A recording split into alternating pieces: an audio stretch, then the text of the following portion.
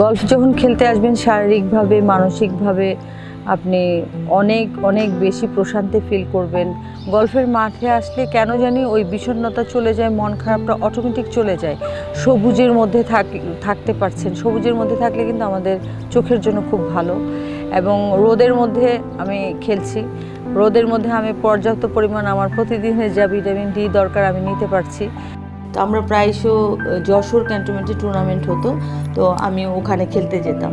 তো সামহাও কীভাবে যেন পরপর আমি 4টা টুর্নামেন্টেই উইনার ট্রফি অর্জন করেছি। জিওসি ভাই ছিলেন, জেনারেল মুবিন ভাই, উনি বলেছে যে ভাবি যেহেতু পরপর 4টা হ্যাট্রিক করে ফেলেছে, ওনাকে আবার আরেকটা তোমরা এক্সট্রা ট্রফি দিবে। তো ওই 4টার সাথে আমি আরও একটা ট্রফি উইন করেছি, এটা আমার একটা বেস্ট মেমোরি। আমি দুবার গ্রিন জ্যাকেট পেয়েছি ক্লাব চ্যাম্পিয়নশিপ, এবং 2014-এ একবার, 2016-এ একবার। আমি 2টা হোল ইন ওয়ান করেছি। আসলে এটা মানে খুবই গর্বের বিষয়। এই অ্যাচিভমেন্টগুলো আসলে আমাকে অনেক গর্বিত করে। আমি, আমার হাজব্যান্ড, আমার 2 বাচ্চা, 2 মেয়ে গলফ খেলছে। তো আমরা 4 জনই গলফ লাভিং ফ্যামিলি।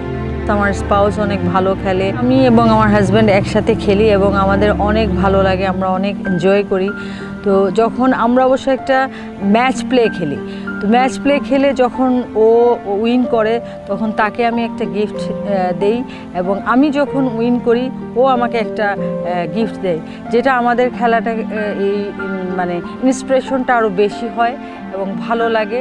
অন্য অন্য লেডিসদেরকেও ইনফ্লুয়েন্স করেছি এবং করব। এ কারণে এটা আসলে অনেক বেনিফিটেড একটা গেম।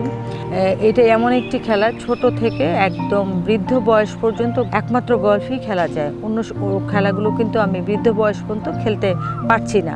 একটু নিজের মতো করে নিজেকে সময় দেওয়া, নিজেকে ভালোবাসা, এটা মনে হয় গলফ ক্লাবেই মানে গলফের মাঠেই সম্ভব।